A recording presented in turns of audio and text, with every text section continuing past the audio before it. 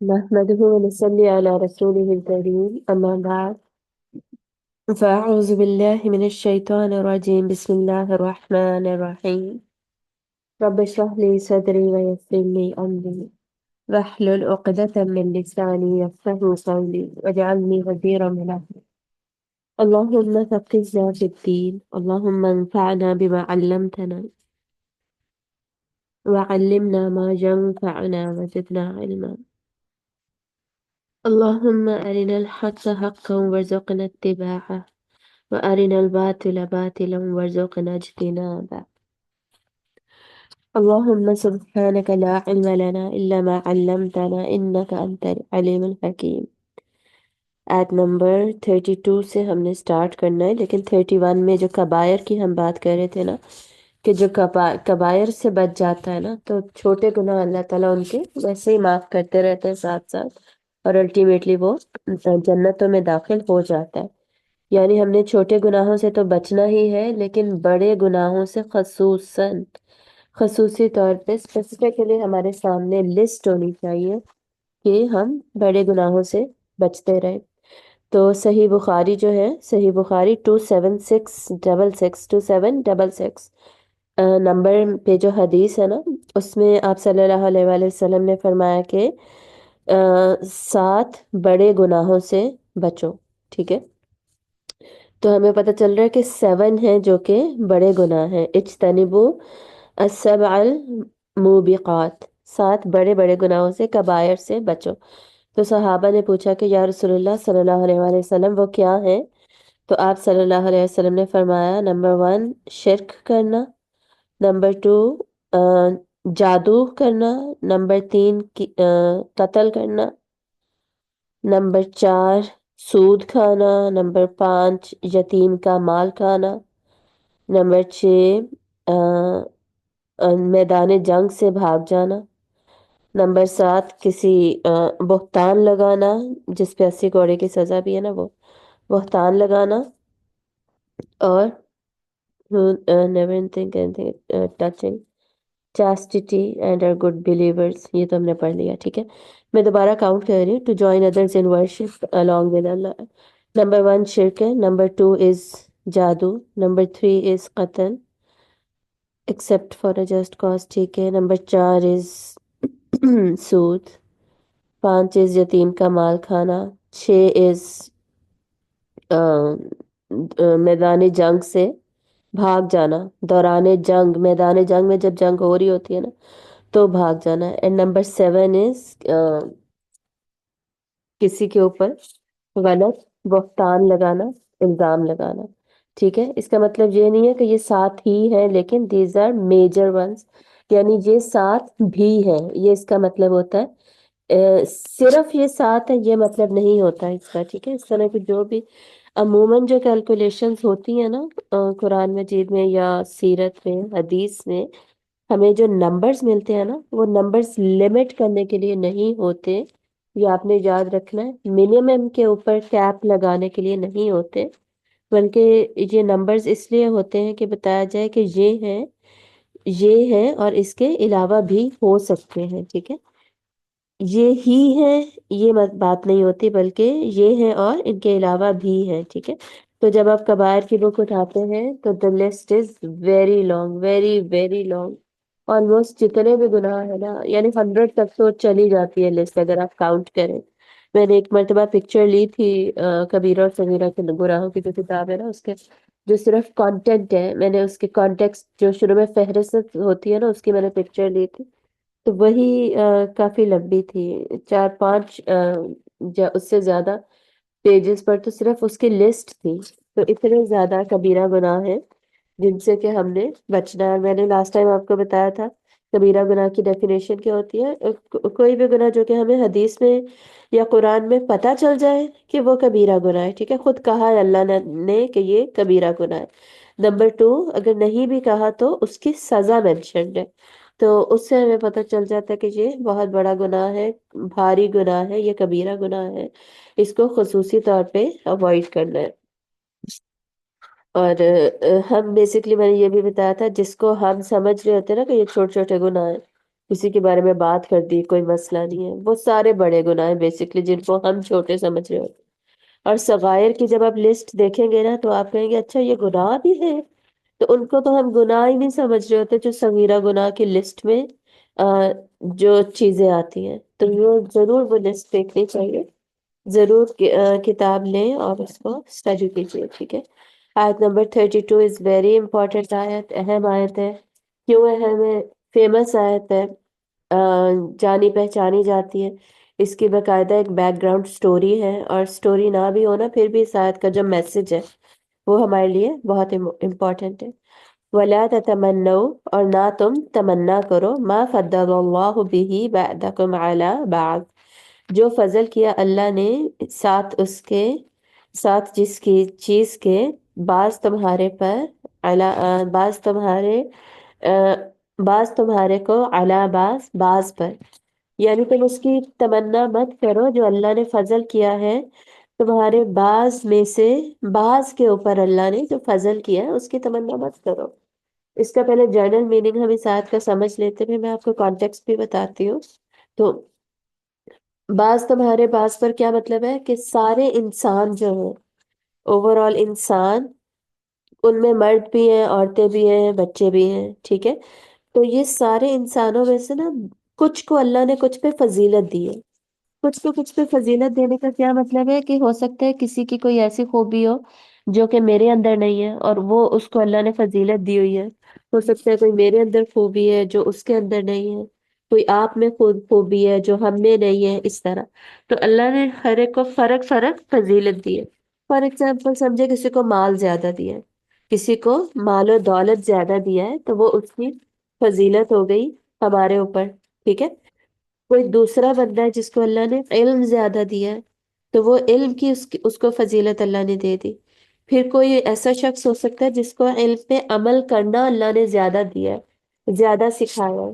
پھر کوئی ایسے لوگ ہو سکتے جو 5 وقت نماز تو پڑھتے ہیں، تہجد بھی کبھی نہیں چھوڑتے، ہمیشہ تہجد پڑھتے ہیں، تو یہ اللہ نے ان کو الگ سے فضیلت دی ہوئی ہے، ان کا سٹیٹس ہی الگ ہے کہ وہ تہجد والے لوگ ہیں، ٹھیک ہے۔ تو اس طرح انسان جو ہے مختلف قسم کے ہوتے ہیں، سارے انسان ایک جیسے نہیں ہوتے، ہر ایک کے جو ٹیلنٹس ہیں، ہر ایک کی اسٹرینگس ہیں، ہر ایک کا ہر کوئی نا کسی چیز میں اپر ہینڈ رکھتا ہی ہوگا، اللہ نے اس کو کچھ نہ کچھ ایسا دیا ہوگا جس میں کہ اس کو اللہ نے دوسروں پہ فضیلت دی ہوئی ہے، دوسروں پہ اس کی وہ والی اسٹرینتھ زیادہ ہے، ٹھیک ہے، وہ والا کام وہ زیادہ اچھا کر سکتا ہے، سمجھ آ رہی ہے نا؟ تو اس میں پھر ہمارا یہ کام ہے کہ ہم اپنی اسٹرینتھس کو ڈھونڈیں اور اپنی اسٹرینتھس کو پالش کریں، اور یہاں کیا کہا جا رہا ہے، ایک دوسرے کی فضیلت پہ نظر مت رکھو، یہ تمنا مت کرو کہ یا اللہ اسے تو نے اتنی دولت دی ہوئی ہے تو میرے پاس بھی دولت ہی ہونی چاہیے تھی۔ ہو سکتا ہے آپ کو اللہ نے علم زیادہ دے رکھا ہے، تو آپ کے پاس علم ہے تو اپنی جو فضیلت ہے اس پہ دھیان دینا ہے، دوسرے کی جو فضیلت ہے اللہ تعالیٰ کہہ رہے ہیں اس کی تمنا مت کرو۔ دیکھیں اگر ہم زندگی ان تمناؤں میں گزار دیں گے نا کہ اس کے پاس یہ ہے وہ بھی میرے پاس ہونا چاہیے، فلاں کے پاس فلاں خوبصورت اتنی ہے مجھے بھی اتنا ہی خوبصورت ہونا چاہیے، فلاں کے کپڑے اتنے اچھے ہوتے ہیں ہمیشہ، میں کاش میں بھی افورڈ کر سکوں، میرے پاس بھی اتنے ہو، ایٹسیٹرا۔ اس طرح ہمیشہ جب ہم دوسروں کی نعمتوں پہ نظر رکھیں گے نا تو پھر زندگی جو ہے وہ بے چینی میں، بے سکونی میں گزرے گی، وہ جو ہمارا جو اسٹرینتھ ہے نا اس کے اوپر ہم کام ہی نہیں کر سکیں گے، ہماری اسٹرینتھ کے مطابق ہم نے جو مقصد اچیو کرنے ہیں وہ مقاصد ہم اچیو نہیں کر سکیں گے، ٹھیک ہے۔ اور اسپیسیفکلی اس آیت میں نا مردوں اور عورتوں کے کمپیرزن میں بات ہو رہی ہے کہ ہو سکتا ہے مردوں کو اللہ نے عورتوں پہ بعض جگہ پر فضیلت دی ہے اور عورتوں کو مردوں پر بعض جگہ پر فضیلت دی ہوئی ہے، تو ایک دوسرے کے رولز کی تمنا نہ کرو کہ کاش میں مرد ہوتی اور یہ باہر جاتے ہیں، کماتے ہیں، انجوائے کرتے ہیں، ہمیں ایسا ہی لگ رہا ہوتا ہے نا کہ انجوائے کرتے ہیں چاہے وہ پسینے میں ڈوب رہے ہو، تو ہم کیا کہہ رہے ہوتے ہیں کہ جیسے مردوں کی زندگی ہے نا ویسے ہماری زندگی ویسی کیوں نہیں ہے، کیا اتنے گھر میں کام کرنے پڑتے ہیں، برتن دھونے پڑتے ہیں، تو یہ باہر جاتے ہیں، اے سی والے آفس میں بیٹھے، گاڑی چلائی، مزے کیے، دوستوں کے پاس چلے گئے، ایٹسیٹرا ایٹسیٹرا، تو جو ان کو جو اللہ نے دیا ہوا ہے نا، جو ان کو فضیلت دی ہوئی ہے، یا جو ان کو فیسلٹیز اللہ نے دی ہوئی ہے، وہ میرے پاس ہونی چاہیے، ٹھیک ہے۔ اسپیسیفکلی یہاں پہ مردوں اور عورتوں کے ریفرنس سے بات ہے۔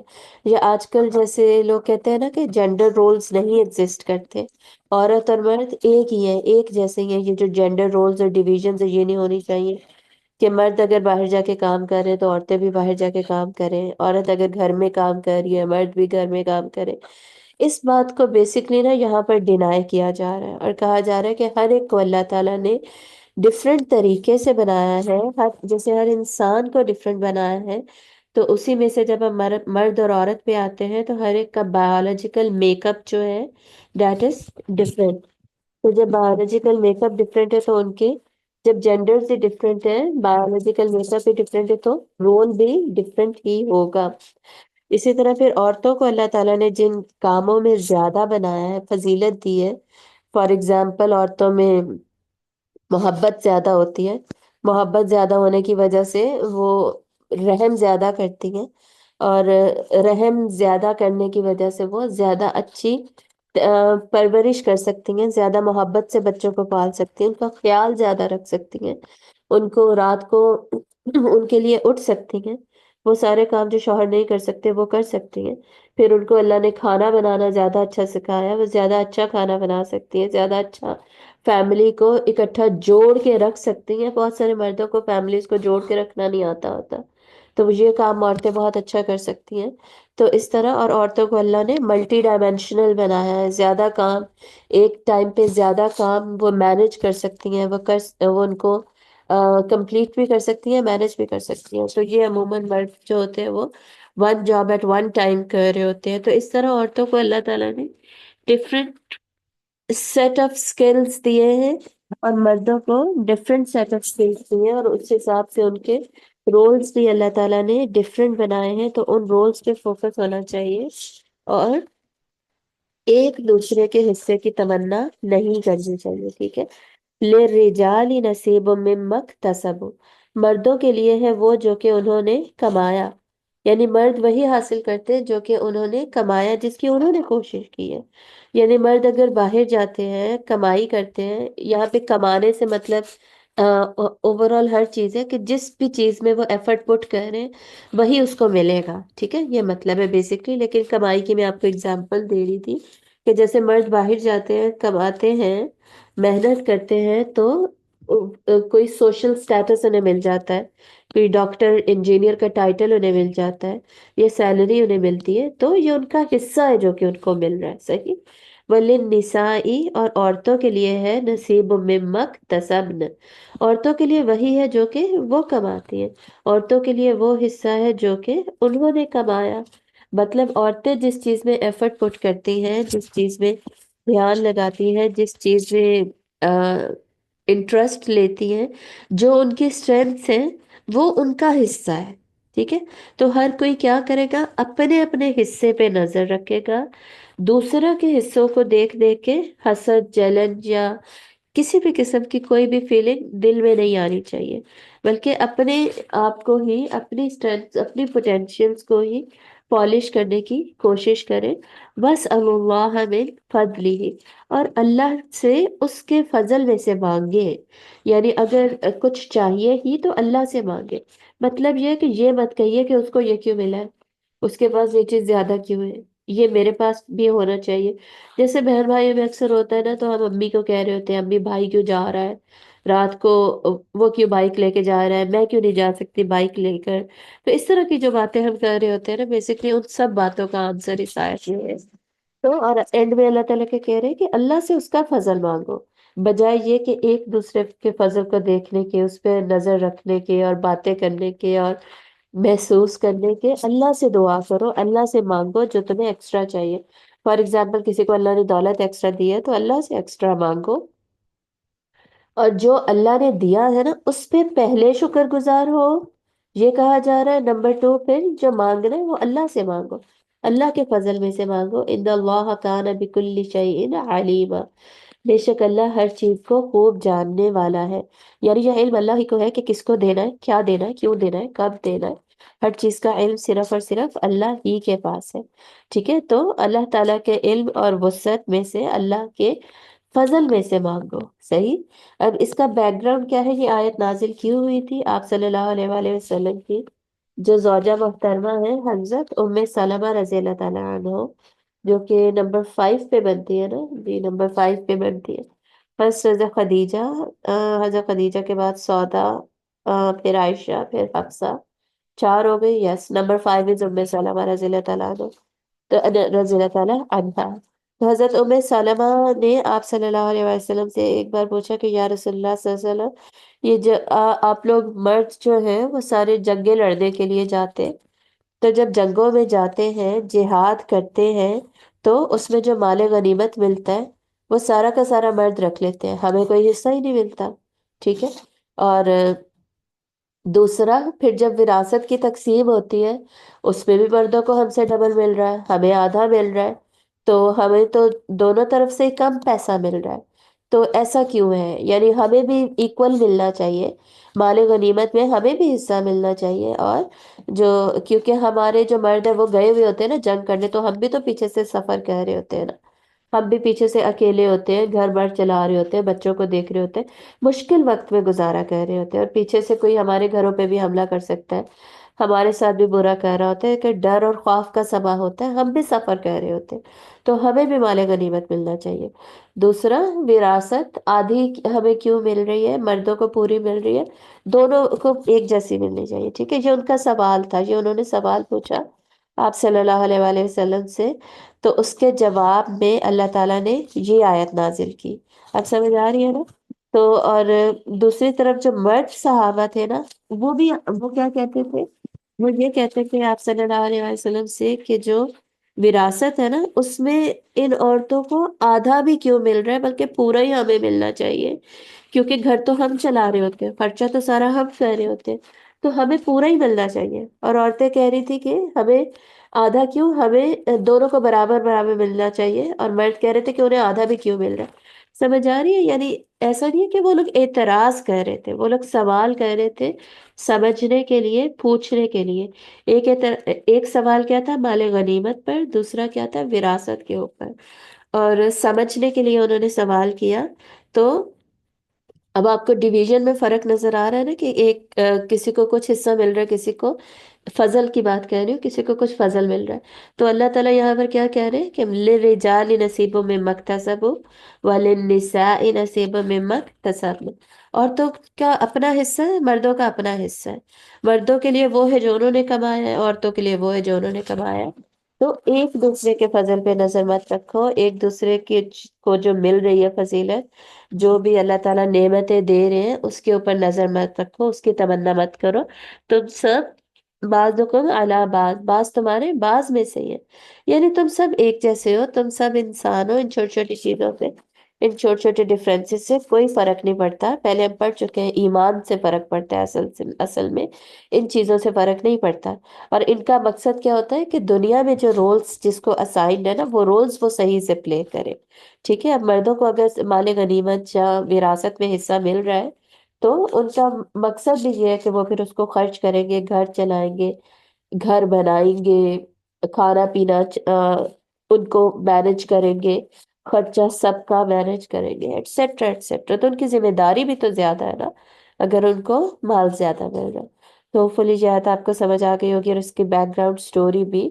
نیکسٹ آیت نمبر 33، وَلِكُلٍّ جَعَلْنَا مَوَالِيَ، ہر ایک کے لیے مقرر کر دیا ہم نے وارث، مما ترک الوالدانی، اس میں سے جو کہ ترکے میں چھوڑے والدین، والاقربون اور رشتہ دار، یعنی رشتہ دار، والدین، جو کوئی بھی فوت ہو جاتا ہے، ترکے میں کوئی مال چھوڑتا ہے، تو ہر ایک کے لیے اللہ تعالیٰ نے وراثت کے رولز ڈیفائن کر دیے۔ والذین عقدت ایمانکم، اور جن لوگوں سے تمہارا عہد ہو چکا ہے، فآتوہم نصیبہم، تو ان کو ان کا حصہ دو۔ ان اللہ کان علی کل شیء شہیدا، اور بے شک اللہ ہر چیز پر خوب گواہ ہے۔ تو وراثت کے جو احکامات ہم نے پیچھے پڑھے تھے نا، انہی کو بیسکلی یہاں پر ایک طریقے سے کنکلوڈ کیا جا رہا ہے، اور یہاں کے بعد پھر وراثت کا ذکر صرف اور صرف اینڈ میں جا کے آئے گا، اس صورت کے نا اینڈ میں جا کر آئے گا۔ اور سورۃ الانفال جب ہم پڑھیں گے نا نائنتھ پارے میں جا کے، نائنتھ پارے میں، تو وہاں پر آپ دیکھیں گے کہ وہاں پر بھی ایک دو آیتوں میں تھوڑا سا ذکر آئے گا، وہ وہاں پہ جا کے انشاءاللہ پڑھ لیں گے۔ لیکن مین ذکر جو ہے وہ یہیں پر تھا، اور اس کو یہاں پر کنکلوڈ کیا جا رہا ہے۔ اور یہ جو بیچ میں پورشن ہے اس میں کیا کہا جا رہا ہے بیسکلی، جن کے ساتھ تمہارا کوئی عہد ہو تو ان کو ان کا حصہ دو۔ اس کا مطلب کیا ہے، عہد سے کیا مراد ہے، اس زمانے میں بھائی چارہ ہوا تھا نا، آپ صلی اللہ علیہ وسلم نے جو رشتہ مواخات میں سب کو ڈالا تھا، سب کو بھائی بھائی بنایا تھا۔ مہاجرین جب مکہ سے مدینہ ہجرت کر کے گئے وہ مہاجر بن گئے، تو مہاجرین اور انصاریوں کو، انصاری جو مدینہ کے تھے، ایک ایک انصاری ایک ایک مہاجر کو آپ صلی اللہ علیہ وسلم نے ساتھی بنایا، بھائی بھائی بنا دیا۔ تو اب ان کا آپس میں وراثت میں حصہ ہوگا کہ نہیں، تو جب آپ صلی اللہ علیہ وسلم نے شروع میں بھائی بھائی بنایا تھا نا، تو ان کا وراثت میں آپ صلی اللہ علیہ وسلم نے اعلان یہی کیا تھا کہ یہ سب اب تم لوگ آپس میں بھائی بھائی، اور تم لوگ کا ایک دوسرے کے ساتھ ہر چیز کی ڈیویژن ہوگی، سب کچھ ڈیوائڈ ہوگا۔ تو آپ کو پتہ ہے، یہ بات تو آپ سب کو پتہ ہے کہ دنیا میں جو ان کے پاس مال تھا وہ سب نے ڈیوائڈ کیا۔ ایک صحابی نے جیسے بولا کہ میرے پاس دو باغ ہیں، ایک باغ تم لے لو، ایک باغ میں رکھ لیتا ہوں۔ اس طرح اوپر نیچے گھر ہے، اوپر تم رہ لو نیچے میں رہ لیتا ہوں، تجارت کا مال ہے، آدھا تم رکھ لو آدھا میں رکھ لیتا ہوں۔ اس طرح ہر چیز ڈیوائڈ ہوئی، اور اس وقت اسی بھائی چارے میں آپ صلی اللہ علیہ وسلم نے وراثت کا بھی حصہ رکھا تھا۔ لیکن اس کے بعد پھر سورۃ الانفال کی ہی آیات سے اس کو اللہ تعالیٰ نے ختم کر دیا، وراثت کے اس رول کو ختم کر دیا، کیونکہ وہ منہ بولے بھائی تھے نا، تو منہ بولے بھائی کا اللہ تعالیٰ نے پھر کوئی حصہ نہیں رکھا۔ اور اس وقت کیوں ختم کیا سورۃ الانفال میں، کیونکہ بدر ہو چکی تھی نا، تو بدر کے بعد مال غنیمت جو ملا تھا، تو اب جب ایک سورس آف انکم بن گیا ہے تو پھر یہ جو ایکسٹرا چیز رکھی گئی تھی اس کو رکھنے کی پھر ضرورت نہیں تھی، ٹھیک ہے۔ تو مال و غنیمت جو سب کو مل جائے گا، وہ سب کا انشاءاللہ گزارا ہوتا جائے گا۔ کوئی پرپس یہ تھوڑی ہے کہ ہر ایک کے پاس زیادہ سے زیادہ مال جمع ہوتا رہے، پرپس یہ تھا کہ سب کا اچھا گزارا ہوتا رہے۔ تو یہاں پر البتہ اللہ تعالیٰ کہہ رہے ہیں کہ اگر تم نے پھر بھی کوئی عہد کر رکھا ہے، کوئی ایگریمنٹ ہے تمہارا بھائیوں کے ساتھ، کسی کے یا کسی کے بھی ساتھ، اگر کسی بھی قسم کا کوئی ایگریمنٹ ہے، تو اس کو اگر پورا کرنا چاہتے ہو تو وہ پورا تمہیں کرنا چاہیے، ٹھیک ہے۔ یعنی جن کا قانونی طور پر اب وراثت میں حصہ نہیں بنتا، ان کے ساتھ اگر کوئی کانٹریکٹ، کوئی ایگریمنٹ کر رکھا ہے، تو جیسے وصیت کا ہم نے ذکر کیا تھا نا، تو وصیت کے طور پر ان کو، وصیت میں ان کو پھر وہ دے دو، وہ اپنا تم وعدہ پورا کرو، ٹھیک ہے۔ بے شک اللہ ہر چیز کے اوپر گواہ ہے، یعنی اللہ کو پتہ ہے تم نے کیا وعدے ارادے کر رکھے، تو ان کو پھر پورا کرو۔ سو دس از آیت نمبر 33۔ آیت نمبر 34 آپ دیکھ ہی رہے ہیں، اس کی ٹرانسلیشن ہم پڑھ لیتے ہیں، لیکن ڈیفینیٹلی اس کی ڈسکشن ہو سکتا ہے 2 کلاسز یا 3 کلاسز کے اوپر جائے۔ امپورٹنٹ آیت ہے، لمبی آیت ہے، ڈیٹیلڈ ہے، اسپیسیفک ہے، اور اس کو سمجھنے کے لیے بہت زیادہ بیک گراؤنڈ ٹاک، تمہید بھی چاہیے، ٹھیک ہے۔ تو اس کو پوری کی ٹرانسلیشن بھی نہیں پڑھتے، ٹرانسلیشن بھی کل ہی پڑھیں گے، کل نہیں منڈے کو پڑھیں گے، لیکن اس کو سٹارٹ انشاءاللہ ہم کر لیتے ہیں، اور تھوڑا سا اس کو دیکھ کر آگے چلتے ہیں۔ الرجال قوامون علی النساء، مرد عورتوں پر قوام ہے۔ اچھا، یہ پہلی آیت نہیں ہے جو مردوں اور عورتوں کے آپس میں رولز کیا ہیں اس پہ بات کر رہی ہے، یہ پہلی آیت نہیں ہے۔ پچھلی آیتوں میں بھی، جیسے اس سے پیچھے 32 آیت میں بھی اللہ نے بات کر دی کہ تم دونوں کے ڈفرینٹ رولز ہیں، ڈفرینٹ رسپانسبلٹیز، تو ایک دوسرے کے فضیلت پہ نظر مت رکھو، اپنی چیزوں کو دیکھو۔ اسی طرح سورۃ البقرہ میں بھی اللہ تعالیٰ نے مردوں اور عورتوں کی جہاں پر بات کی، تو اللہ تعالیٰ نے بتایا کہ مرد اور عورت لیس الذکر کالانثیٰ، یہ تو ہم نے اس میں پڑھا تھا سورہ آل عمران میں، لیکن یہ کانسیپٹ ہم نے البتہ سورۃ البقرہ میں بھی پڑھا کہ مرد اور عورت ایک جیسے نہیں ہے، ٹھیک ہے، ڈفرینٹ ہے، ان کے ڈفرینٹ رولز ہیں۔ اور سورہ آل عمران میں ہم نے کلیئرلی پڑھا لیس الذکر کالانثیٰ، مرد جو ہے وہ عورت کی طرح نہیں ہے، اور عورت جو ہے وہ مرد کی طرح نہیں ہے، ٹھیک ہے۔ کہنے کا پرپس کیا ہے کہ شروع سے ہی ہمارا مائنڈ اس بات پہ بلڈ کیا جا رہا ہے، بنایا جا رہا ہے کہ مردوں اور عورتوں میں فرق ہے. تو یہاں پر اس کو مزید کلیئرلی اوپن کیا جا رہا ہے کہ مردوں کا کیا رول ہے، وہ قوام ہے. ٹھیک ہے، تو قوام کی ڈیٹیل انشاءاللہ ہم اوپن کریں گے. اس کے ڈیفینیشن میں کیا کیا آتا ہے وہ دیکھیں گے. اور جو مردوں کی ذمہ داری ہے وہ عورتوں کا رائٹ ہے کہ وہ اس کو ریسیو کرے، وہ عورتوں کے حقوق میں آ جاتا ہے. تو عورتوں کو اپنے حقوق بھی پتہ ہونے چاہیے اور ہر ایک کو اپنی ذمہ داریاں بھی پتہ ہونی چاہیے. تو الرجال قوامون علی النساء، عورت مرد جو ہے وہ عورتوں پر قوام ہے. بما فضل اللہ بعضهم علی بعض، اس وجہ سے کیونکہ اللہ نے ان میں سے بعض کو بعض پر فضیلت دی ہے. وبما، اور اس وجہ سے کہ انفقوا من اموالہم، کہ وہ خرچ کرے ان پر اپنے مال. تو اللہ تعالیٰ نے، ہم نے پیچھے پڑھا تھا نا کہ اللہ نے مردوں کو عورتوں پر ایک درجہ فضیلت دی. تو اس آیت کو بھی ہم اوپن کریں گے، ایک درجہ فضیلت والی جو ہے. اور ایک درجے سے کیا مراد ہے پیچھے ہم نے پڑھ لیا تھا، لیکن اس کو دوبارہ سے یہاں اب اس آیت کے ساتھ ریلیٹ کر کے اب ہمیں سب کچھ پڑھنا پڑے گا تاکہ اس آیت کی اچھی طرح سمجھ آئے.